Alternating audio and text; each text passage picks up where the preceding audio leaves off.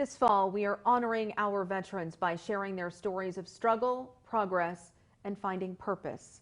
Local 22's Devin Bates spoke with U.S. Marine Corps vet John Turner from his farm in Bristol about the importance of community for veterans when they return home. John Turner served in the U.S. Marine Corps from 2003 to 2007. In that time, he was deployed to Haiti and twice to Iraq. Upon returning home, he saw there was a need for helping veterans transition out of combat. We have veterans that are surviving injuries that in previous conflicts they would have been killed in action by. And so there's a lot more, I don't want to say psychological trauma, but there's a lot more burden and grief that comes from that. Turner makes his impact with a microphone, taking the stage at Veterans Town Hall events across Vermont. For 4 years, he's offered audiences a glimpse into his own struggles and strategies.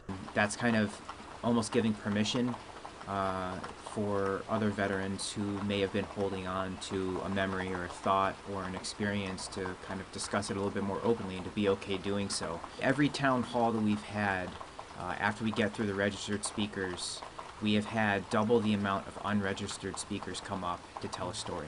Turner said speaking out and finding a comfortable environment are important steps, and he knows all too well what it's like without that. I said early on that I didn't want to become a statistic.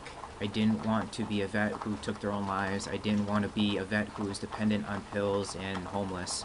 The unfortunate part is that I've kind of been in all three of those categories. Early in Turner's transition, he said art helped him give voice to the thoughts and emotions he'd tried too long to suppress. These days, a lot of his time is spent at his farm and in nature, which he called one of his greatest teachers. He's also a bit of a teacher himself. In February, Wren's Nest Preschool in Bristol moved to a classroom on the farm. It's really incredible to watch these kids just kind of run around and look at the systems that over the last 6 years I've worked to build here and to engage with them.